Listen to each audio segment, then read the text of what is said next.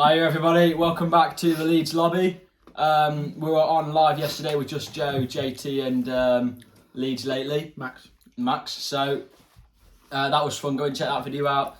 Had some interesting discussions on Junior Firpo and where we are at with Jesse Marsh and a potential move for Sean Dyche and a few other things. But yeah, we're back today. We're doing the Liverpool preview. We've not been posting recently. It's because the bedroom's been doing up. We've been doing the bedroom up. So as you can see, we've got a bit of a new setup. We've got the flag in the background and everything. But yeah, we've not really had anywhere to film, but we're back. Before we get into the nuts and bolts of the actual video and we start looking at the Liverpool game, the fallout potentially coming from the Liverpool game, what the lineup and the injuries may be, having seen the press conference and what our thoughts are on that. If you haven't already, please hit that subscribe button, hit the like button on the video. We really appreciate it, because if you don't like it and you don't subscribe, we don't go up the algorithm, which means other people don't hear about us, and it's a real support for the channel if you can hit that like button. So do so now if you haven't already. So we're going to go through a few things. We've got predicted lineups, what we think the score will be, how we think we're going to do. And this is quite a weird one because we could potentially be managerless come Sunday if it is a pasting.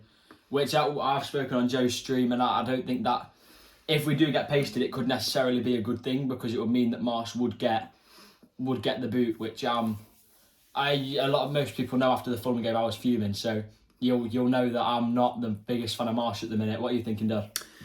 Something just occurred to me just while we've been talking. Actually, I mean, I've obviously posted about Marsh and about where I think he's gonna.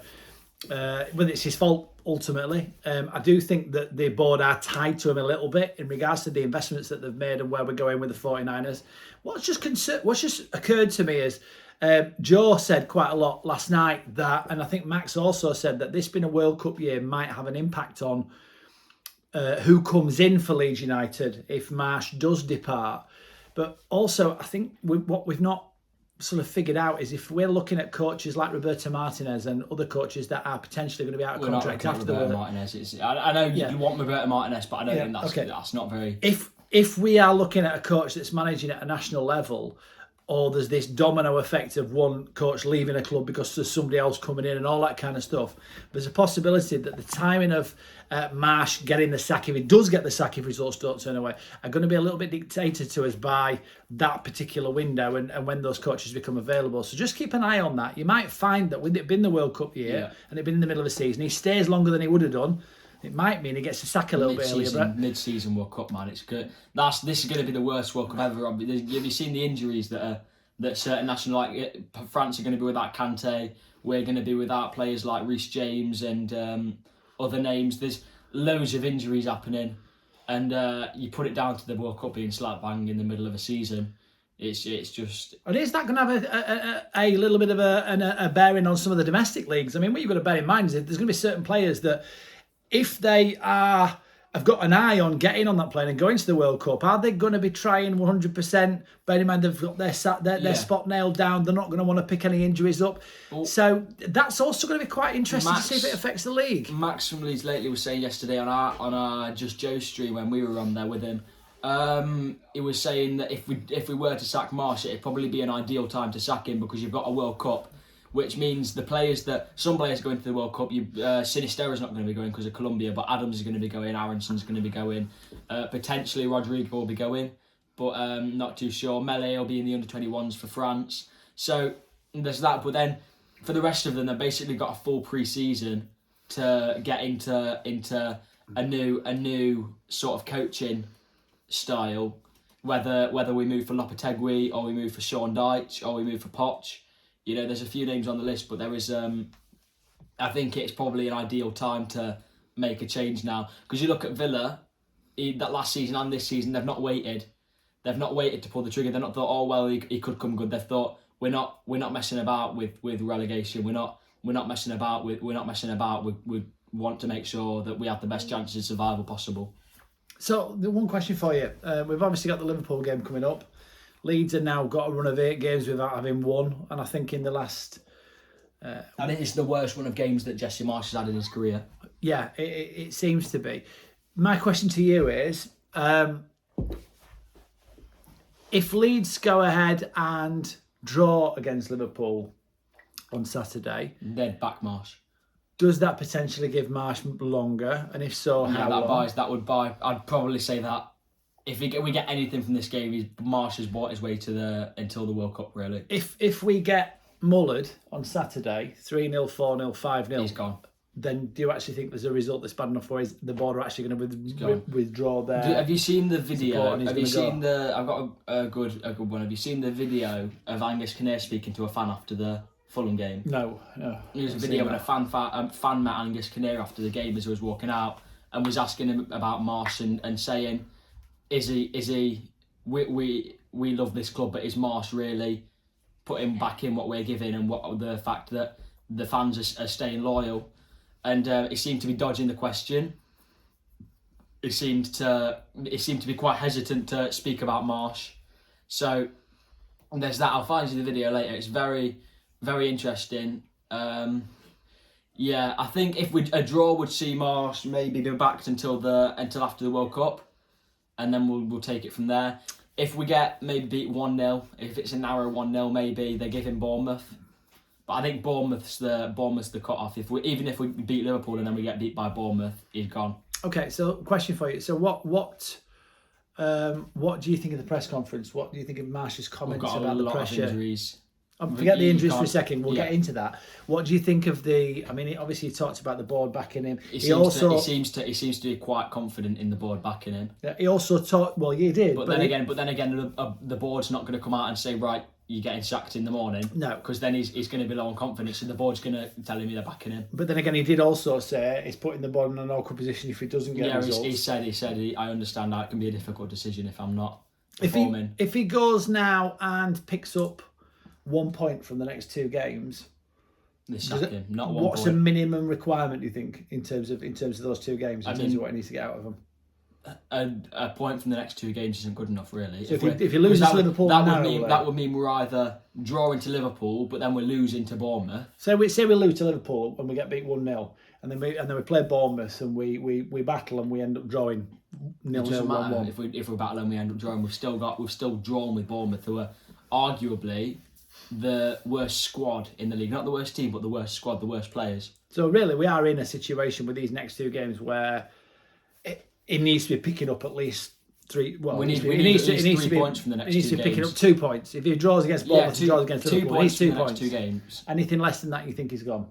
Anything less than that, I think he should be gone. Not necessarily anything less than that, and I think he is gone.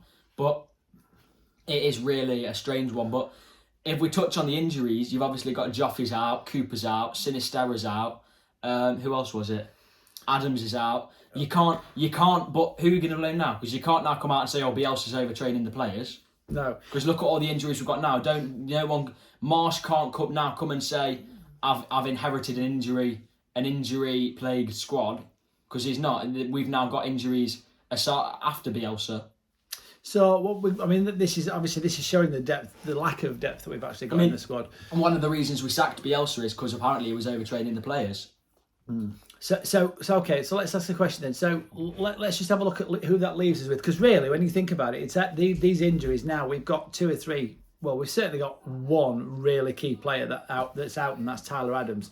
I think we really missed him at Fulham, and I think that is potentially something that's a bit of a game changer for Leeds United. That pressing system just does not work as well when Tyler Adams isn't in it. He is somebody that's a big player for Leeds United. Having him out is massive. And then obviously we've got Cooper out. Now that's interesting. So if we've got Cooper out, then who's he going to play in the middle? I want a 5 at the back. But when you think about it, Firpo's fit and Strauch is fit. Don't want Firpo. That's not what I'm saying. Yeah. What I'm saying is this the first game that we're actually going to see Strauch pairing up with at the back with Koch. He can't possibly play Llorente on this form. I think he's going to go for a 5 at the back. Personally, I think he's going to go with Llorente, Koch and Struijk in centre back, Firpo and Ayling at right back. Firpo and Ayling in the full back areas. Okay, so who does he play further forward then? If you've got a 5 at the back, Harrison. Yeah. Aronson. Sinisterra's out as well. Harrison, Aronson, Somerville, Bamford. Somerville, you could argue Somerville's earned his place to start at least this game now. I mean, it's Liverpool. We've not got much of a chance. Why don't we? Hang on a second. So let me get this straight. So you've got your back five sorted. Yeah. Who are you playing in front of that? Rocker. Rocker. Yeah. Yeah. And then you've got Harrison, Aronson in the middle, Yeah. Somerville on the right, Yeah. or even Aronson on the right and Somerville in the middle. Yeah. And you've got Bamford up front. Yeah. What you think he'll go with? That's what I think he'll go with. I What, genuinely think it's what do you think he five should go with? Five at the back. No, so you I think he should go with you five think at the that's back, what and you think that I you think he that's will the go. squad I think he should will pick? go with five at the back. And is If that you've not got Liam Cooper there to organise a back four, because Liam Cooper, when we play a back four, we normally play Liam Cooper because he organises that and he marshals it. When we've not got Liam Cooper, we naturally need to go to a more defensive formation, and I think he's gonna go. Okay. We've done a back five before. I can't remember which games, but we have done back fives before under Marsh. Yeah. See, for me, I don't agree. I don't agree. Well, You don't agree it might be. You don't agree that he's going to do that, or you don't agree that he should do that? I'm not convinced he will. I'm not convinced he will, and I'm not convinced he should. Okay. If this was my team to pick on Saturday, I would be playing. I would definitely play Rasmus on the right, because I think Rasmus, for me, has offered more than Luke Ayling in the last couple of games that he's played. He's really come into his own. He looks more of an attacking option. He's offered more. He's offered more defensively. I'd argue. Did you see Ayling against Brentford? I get it was Brentford, but I'm playing Rocker. Sorry, okay. I'm playing Rocker. For me, Christensen. Sorry, I'm playing Christensen. I'm happy with either. Yeah, for me, then in the middle, one of the problems with Firpo is when you play him alongside Llorente. If you play Firpo alongside Llorente, stop whistling, that does me head in when I'm talking. If you play Llorente alongside Firpo, that is, for me, just complete and total suicide. It's just like Dan said before, it's penalty on toast. It's just an absolute nightmare. We will give a penalty away within that game, and we'll give. Would you consider taking? Obviously, you've said before Ayling at centre back. No, but no. Listen, hear me out. If we do a back five, I wouldn't do a back five. Okay, but if we were to do a back five, no, I would. No, I'm not saying if we were to do a back five. Yeah. Would you have in the middle? Would you have Firpo and Rasmus at fullback, and then Strike, Cock, and Ayling, or would you have Rasmus and would you take Ayling completely out of the side and play Llorente at centre back? Because I would rather see Ayling at centre back in a back five, not in a back four. Possibly, yeah. But in a back five. I don't want I wouldn't have Llorente anywhere near Leeds on that day. Yeah. I quite frankly have Ayling somewhere in Manchester just out. Weren't you comparing him to Rio Ferdinand? Yeah, really. That first you said he's the next Rio Ferdinand. First season, the words that came out of your mouth. Llorente's the next Rio Ferdinand. What? I got it wrong. I think he went out with the Millennium. I think if there's a centre back that's going to end up being world class, I'd put it Strike. Okay. No, yes, I think you're right. So for me, yeah, I would be playing Rasmus on the right. I would be playing Strike and Cock in the middle. Obviously with Strauch on the left-hand side of that, and then I'll be playing Firpo at left-back. But only because we have to, though. I would feel more confident with Firpo at left-back because Strauch is on the left side of that defence. So, hang on a second, because you're not letting me talk here. Okay. Right, so from that point of view, I think we've got to have that as a back four.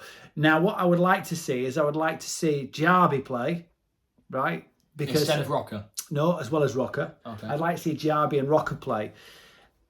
He's 18 years old. We all know he's 18 years old. But I've seen him play. I've seen him play in the pre-season. I've seen him play in the 21s. There's a reason why they've got to buy black clause. This kid is special, and I think for me, I don't think playing against Liverpool and changing the system that drastically at the same time as changing the personnel, because we've got so many injuries, is wise. I think we've got a team of players we've got some players that are eager to play. I think Rasmus right now is eager to play. I think Strauch at centre-back, he would love to make that position his own, because I think you probably find he wants to play centre-back. You may get a rise out of both of those two. Play Rocker alongside Jarby, and Jarby will play out of his skin. I'm sure of it. So that would then leave a further 3, 4, 5, 6. You've then got across the middle. You've got Aronson, you've got Harrison, and for me, I would try Willie Gnonto out on the right. I'd give him a go. At the end of the day, we've brought this player in. Rodrigo blows hot and cold. He's not fit anyway. We don't know how long he's been fit. We're going to have to start blooding some of these players. Yeah. And then we play Bamford up front, and then have Sonny Perkins on the bench. I would argue that Somerville's earned his place more than Gnonto. Okay, yeah, I perfectly agree. After Somerville had a good game against Leicester, he created quite a few chances and he scored against Fulham, obviously. I'd argue that you can't just now throw Gnonto on and put Somerville on the bench. Gnonto's not played yet. That's fair. Maybe sub Somerville off at half time and put Gnonto on. I would either have Gnonto start with Somerville coming on, or Somerville coming on for Somerville starting and Gnonto coming on. For me, I think promising that whichever one starts, unless he does something completely and totally drastic, we're coming off at half time and we'll be swapping for the other one, because we've got to start really now looking at bringing some of these players on. It's evident that Patrick Bamford, for me, he's on borrowed time. He's on borrowed time because he's got to start sticking the ball in the back of the net. If he gets 3 really good chances at Liverpool and costs us that game, I think, to be honest, I don't know if we're going to be shouting for Jesse Marsh to be out. I think we're going to be wanting to string Bamford up because he's missed that many chances now. We've got to start burying some. Do I think we'll win the game? No. Do I think that if we get after Liverpool, we can get something out of the game? It all depends. We seem to be able to put half an hour's worth of really good football together, and then we lose it. Then we tire and we start to get counter-attacked. Two things. You would rather see JB start than Click. Yes. Because have you seen Click in every game that Click has been subbed on? I've seen him put in a shift and I've seen him play absolutely better than he did last season. Sub him on then. But I want to see JB get a chance. And another thing, on Gnonto, can people please stop? I get that we want to see him play, and I get he's our striker signing now because we didn't get anyone else. And I get that he's played for Italy. But can people please stop saying, "Oh, we've got an Italian international on the bench. He should be starting week in, week out," because there's players in that Italy team that are the same age as, that are like maybe he's the youngest person in the team, but that are a couple of years older than Gnonto and are playing in small leagues like Gnonto was, and that's because Italy aren't in the World Cup and Mancini's trying players out for future tournaments. Yeah, it's the Nations League. The Nations League is just glorified friendlies. So people, please stop saying, "Oh, why isn't Gnonto starting week in, week out? He's a striker and he's scored for Italy." Have you seen the goal that he scored against Italy? Yeah. It's not really a. I get it's a goal. This is a manager building for the future. Yes, but it's not really like a world class but I think he's going to be a good player, and I think that he ain't Roberto Baggio. We need to give him his fair chance, but we also don't need to be saying, "Oh, let's start him. Let's take players out of the team." Okay. Let me ask you 2 questions then. So first and foremost, where do you think Leeds United can hurt Liverpool? Down the right hand side where Trent is. Okay, give me a reasoning for that. Have you seen Trent at the minute? He's absolutely woeful at defending and attacking. You're probably going to see Milner start at right back, which is what he's done in the last couple of games. I don't know how Trent did against Rangers, but I don't know how Trent did in the last game that Liverpool played. But he's got to up his game, because otherwise, if we put Brendan Aronson on the left and Harrison on the right, then I think Aronson, more than Harrison probably, Aronson would give him a run for his money. Yeah, and where do you think that Liverpool... And in the midfield. Where do you think Liverpool are going to hurt us? Up front, in terms of goals. Salah's found his form now. I think you're probably going to see a midfield 3 of Fabinho, Harvey Elliott and Jordan Henderson. And you're going to see a front 3 of, Fabio Carvalho, who the youngster they signed from Fulham, who's doing well for him. You're going to see a front 3 of Carvalho, Firmino and Salah, and they could absolutely do us some real damage. So we saw, now here's the thing, we've played, in terms of the top 4 so far this season, in terms of the top teams, we've played Chelsea and we've beaten them really comfortably. We've played Arsenal and we've played in a way where we probably should have beaten them comfortably, but have come away with a defeat just from a stupid error. What sort of side do you think is going to turn up for Liverpool? Do you think we're going to turn up with a team that's really going to be up for it and we're going to at least give them a good game? Do you think we're going to roll over like we did against Leicester? I think we're going to roll over. I think we're going to get absolutely... I don't think it's going to be one of them games where we take the lead and then we get battered like we have done in recent games. I think that's going to be flipped on its head. I think they're going to absolutely batter us, and then we might get a consolation goal. We might get a couple of consolation goals, but I don't think that. I don't expect much. Okay. All right, well, that's probably going to wrap up our video. Let's do score predictions quickly. Well, yeah, we'll do score predictions. You know what? I'm depressed. Well, look at. Did you see like Liverpool poor form at the start of the season? They've just come off the back of I think they came off the back of a draw with Palace, and yeah, they drew with Palace, and then the next game they beat Bournemouth 9-0. So they are bouncing back. I think I'm expecting a 6-1. That's my prediction, 6-1 to Liverpool. We can't win this game without Tyler Adams and Sinisterra. I'm sorry. No, I wouldn't put Sinisterra up there. Sinisterra's like against Fulham. I think he was woeful. Yeah, but that's maybe because we're playing more wide. I think he's more of a narrow winger. That's why we're signing him. Without Sinisterra, without if we start with Llorente, it's going to be embarrassing. If we start with Llorente on that side, it's going to be embarrassing. If he starts with Llorente, I'd almost go as far as say I'm finished as far as backing Jesse Marsh is concerned. If Llorente cannot start that game, you're quite a fan of Marsh, aren't you? To be honest with you, I can see where some of this isn't his fault because we've not signed a striker, we didn't sign a left back. That was really, really important that we've done so, and it's now proving to be something that's going to haunt this board. But having said what's your score prediction? What Marsh is making errors in terms of changing teams that are doing well. And changing the personnel. He's in a situation where his game management hasn't been particularly good at certain times this season. I think that's cost us a couple of points. Not being able to finish has cost us points. Not being able to defend and having Llorente making mistakes has cost us points. If we'd have had a left back, if we'd have had a striker, I think we'd have 5 more points on the table than we have now. So my score prediction, I think that Leeds will press to begin with. I think we'll create chances which we will miss. And I think that Liverpool will then have at least 60 minutes worth of football where they completely dominate us. And I think we'll probably lose 3-0. Right, we'll see. So again, thanks ever so much for watching the video. Sorry it's not more upbeat. I mean, we really, really would like to be on here like we were against the Chelsea after the Chelsea game. I'd love to see Leeds United turn up and absolutely lead the Liverpool and at least give them a game. Not entirely sure that's going to happen. I'd like to see at least have some shining lights of season like a JB get his debut. And comment, I know a lot of you do back Marsh, but comment if we were to sack Marsh, who would you get in? Throw some manager names so we can look at, because we're thinking of a video maybe discussing possible options of a manager if we were to sack Marsh. So throw some names down of who you think we might be looking at. We were on the midweek fix yesterday on Joe's channel. On Just Joe's channel. So if you want to go over there and have a look, that would be something that is some extra content of ours. If you've not liked and you've not subscribed to our channel, then please do so already. It's really great to have the support. And apart from that, we will do a debrief, no matter how painful it is. We'll do a post-match debrief, and I'm hoping that we get something out of this game. It's unlikely. Next time we come on, we may well have a different manager or be managerless at Leeds United. I'm hoping that's not the way that it goes. I think if we were to sack Marsh, it'd be Jacko until the end of the World Cup. Yeah, well, we've seen Jacko. Yeah. We'll see you next time. See you next time.